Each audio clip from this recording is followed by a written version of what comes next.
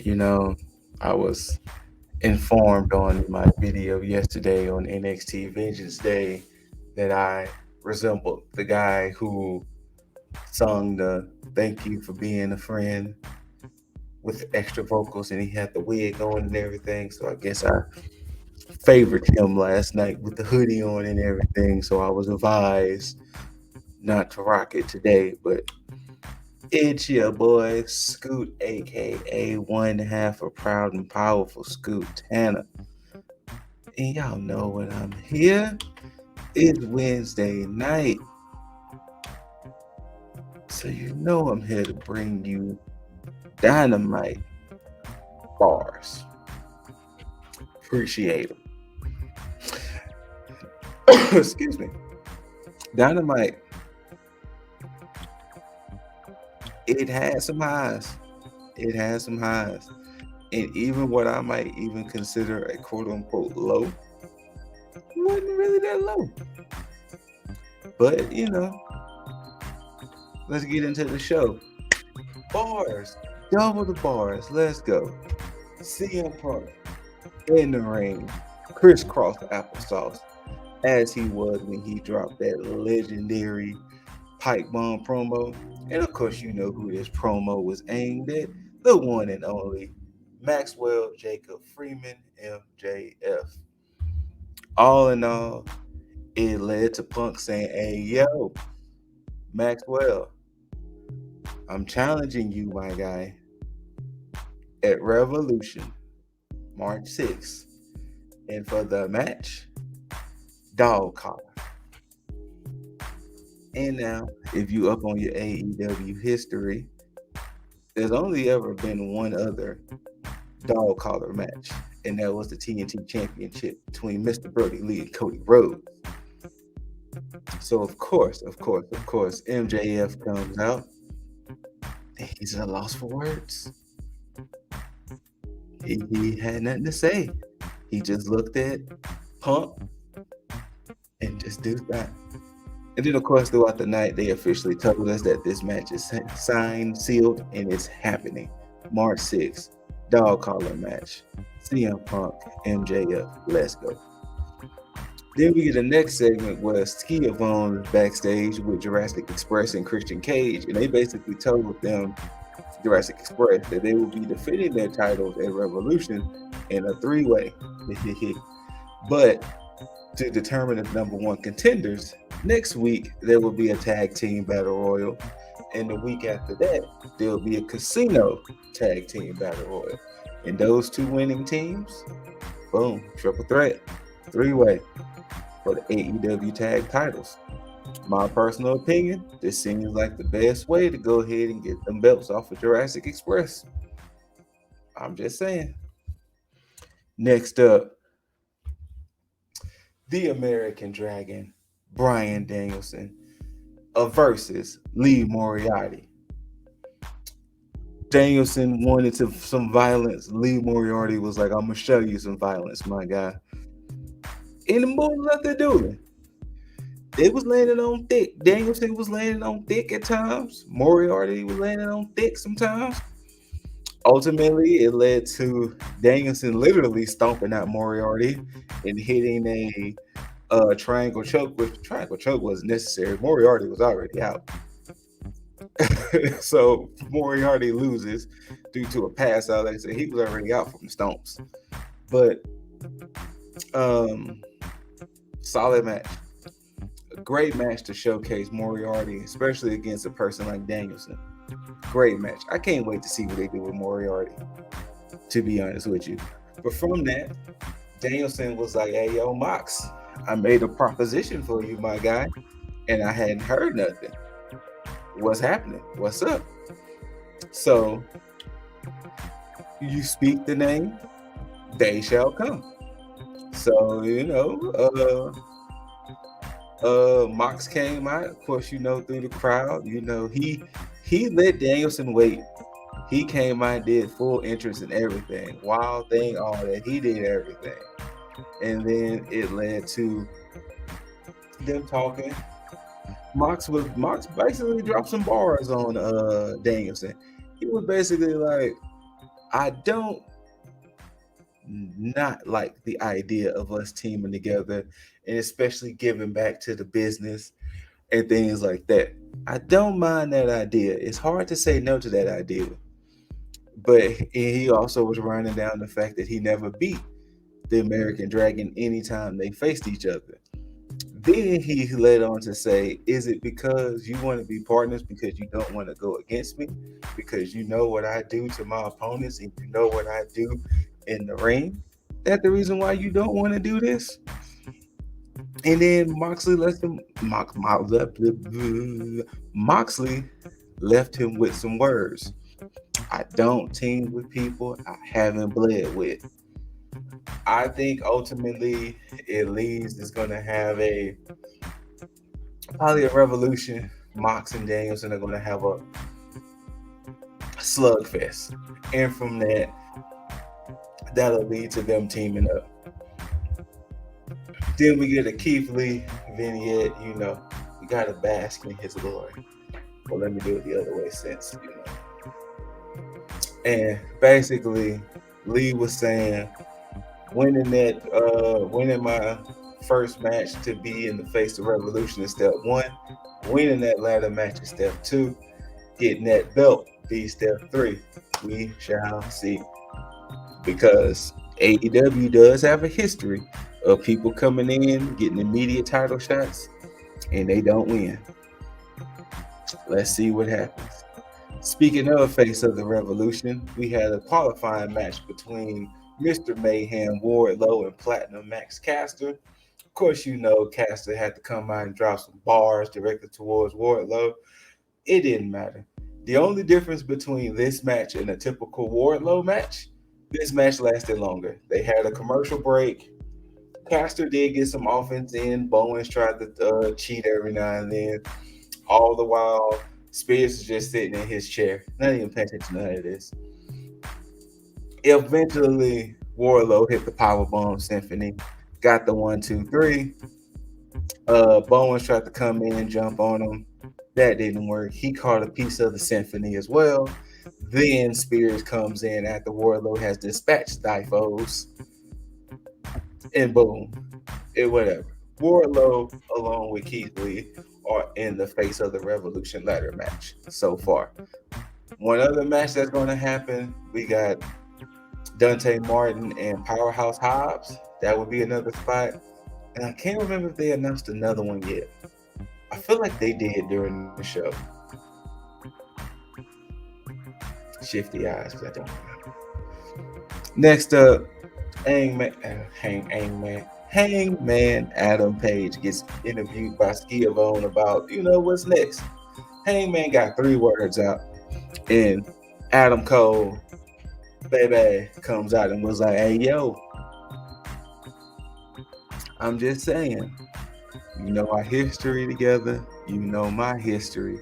Everywhere I go, I win titles, fam. And we used to be friends. We used to be buddies. We used to be partners. What's up? Like, all I'm saying is when I get a shot, I'm taking the belt. Anyway, anytime when we were ever in the company together, you was always known as the other Adam, the second Adam, the irrelevant Adam. He ain't say all of that, but you get the gist. Cole wants that title shot. Is it going to happen at Revolution? I can see it. Is Cole going to win?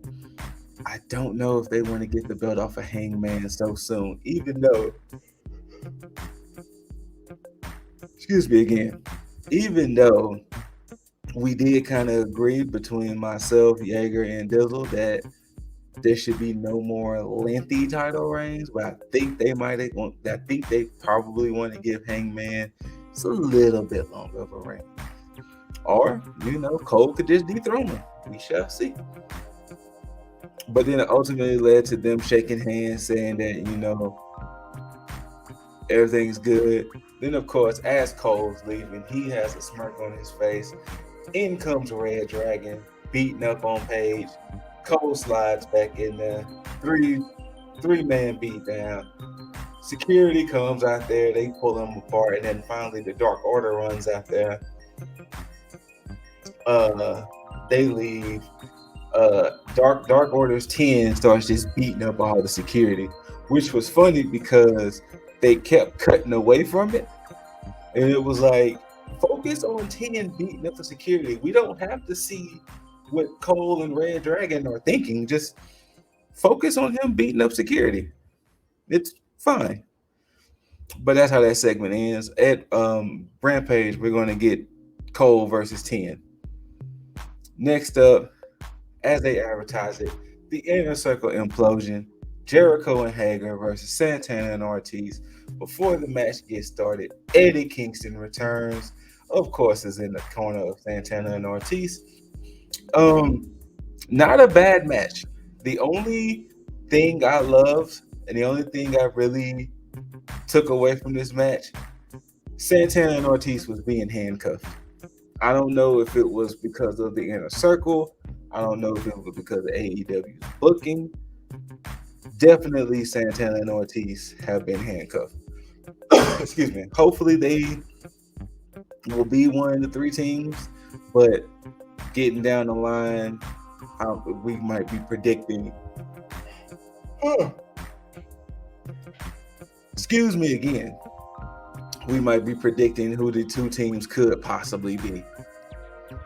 But ultimately, the match ended with Kingston getting on the ropes, Jericho hitting Kingston. Then it led to them beating and pinning Jericho. And then as soon as the match was over with, Jericho goes after Kingston. And it was like, Kingston really didn't do that to you, fam. You just got big mad. I don't know where Inner Circle stands yet. That still hasn't been determined. I'm pretty sure at Revolution we're going to get Kingston versus Jericho. And then maybe then Santana and Ortiz will probably fully leave Inner Circle. Backstage segment with Cole, Bucks, Red Dragon. Both teams were staking their claim of them winning the Tag Team Battle Royals. Hint to what I'm saying, that it could be the Bucks versus Jurassic Express versus Red Dragon. That would be interesting. But both are saying that, y'all can win this one, then we'll win the next. Both of the teams want to be part of the triple threat match. And then when the camera ended, Red Dragon walked this way, Bucks walked that way, Cole was stuck in the middle, and then Brandon was like, who are you going to follow? Cut the camera off, Brandon. Then we get a no disqualification match between Mercedes Martinez, Thunder Rosa. Mercedes Martinez is supposed to be like a hired gun of Britt Baker, and she was talking to his name we just lost, the Cobra Kai, Kreese, Martin Kreese or John Kreese, one of the 2. Name slipped my mind. Don't kill me out there. But he was like her little advisor, and Mercedes Martinez's job was to get the job done, beat up Thunder Rosa, I guess make it to where she never competes again. Weird, but okay. And then after Mercedes walks off, she asked him, what do I do if she lose? Cut the weight. Show no mercy. Sweep the leg. I wish he would have said sweep the leg, but he didn't say sweep the leg. But sweep the leg. They have a hardcore match, basically. Pretty good match. I mean, we know what Thunder Rosa do in these type of situations. When there's weapons involved and hardcore situations involved, Thunder Rosa shows out. So, of course, Thunder Rosa shows out. Thunder Rosa gets the W. From that, they kind of show respect. And then, of course, Team Baker comes out there, starts jumping on Thunder Rosa. Then, Britt goes back to him again, and he was like, he didn't say sweep. I wish he would have like sweep the leg. They tried to give Martinez the pipe, but Hayter jumps on her, so they jump on both of them. So Martinez has been excommunicado from Team Baker. So we'll see where that goes. Then we get a House of Black segment with Brody and Malachi. Ultimately, it seems like they're about to introduce a new member. A lot of people on the internet thinking it's Buddy Matthews. It could be Julia. We don't know, but I guess we will see in the coming weeks with House of Black. Switchblade has a promo saying that, if Kenny would have stayed around, Kenny would have been part of the fam and everything and all of that. So, but Kenny made Kenny decisions. But also, I'm gonna beat the brakes off of Beretta. I mean, of course, I'm paraphrasing everything, but Jay White is having his AEW match Friday.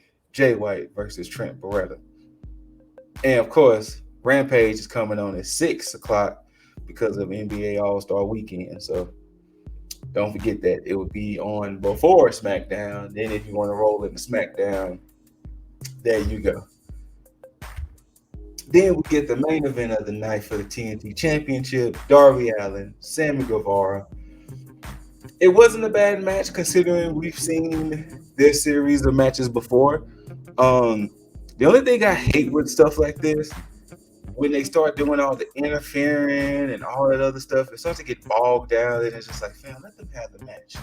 But basically, the AHFO, of course, been having their thing with Darby and Sting about, Andrade been trying to buy Darby from Sting. But Matt Hardy interfered, and I think it ultimately ended with Andrade. Was it Andrade or was it Matt Hardy that called the W? Well, whatever. One of them called the W, which caused Sammy to hit the go to hell retains. From that, eventually Andrade comes out. I want to say Andrade was the ultimate reason, but Andrade comes out. They start beating up on Sammy as well. And then Andrade takes both the belts. And it was like, he's mine now. While Sting was in the ring, like, I don't care what happens as long as you don't touch Darby.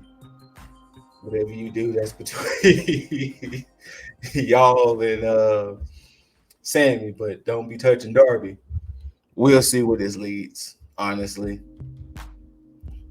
And then, of course, the biggest elephant was in the room. They only mentioned him by name a few times with referencing the dog collar match, but of course, Cody Rhodes has announced that him and Brandy, well, Cody announced it, and then Tony Khan even announced it, that Cody and Brandy had left AEW. Now the internet has been split on if it's a work, if it's a shoot. Of course, the rumors of Cody going back to WWE. There's also word going around that Cody was upset at the fact that Tony basically took the power away from the EVPs. Of course, the notion of Cody beefing with the Elite. All of these have been factors. All of this will most likely be discussed tomorrow when the Triforce, hopefully, just do it as a diamond. Sorry, Jay, Rockefeller, this dude trying to just do this, be safe. When the Triforce unites, put the pieces together, boom. And we're going to talk about this Cody Rhodes situation because the work, shoot, WWE, him not being happy, all of these factors. Cody is a highly sought after person, and we'll see what happens with Cody. We'll see what happens. But of course, I've been your boy, Scoot Tanner, half of Proud and Powerful. Thanking y'all for listening to me discuss what happened on Rampage. To tell you what happened on Rampage, Dynamite. Rampage is Friday. Let me get my shows right. But whether you loved it, hate it, don't forget to rate it. Thumbs up, thumbs down, preferably up. Like, share, comment. Let us know what you thought about Dynamite and all of the above. All that good stuff. Let me warm up. This too sweet for the birdies, Dizzle and Jaeger. Wow. And since the missus made fun of me, thank y'all for being a friend. We're gonna travel down this road and come back again. Because your heart is true. Y'all some pals and some confidants. If you really want to be a pal and a confidant, you'll tag that subscribe button and then tag that notification bell so you will know when all of our videos come. Because if you threw a party and invited everyone you knew, you will see the biggest gift will be from T.A.G. And the card attached will read, "Thank y'all for being a friend. I have been your boy Scoot. Thank y'all. And of course, most importantly, don't forget, good people, T.A.G. out. Peace."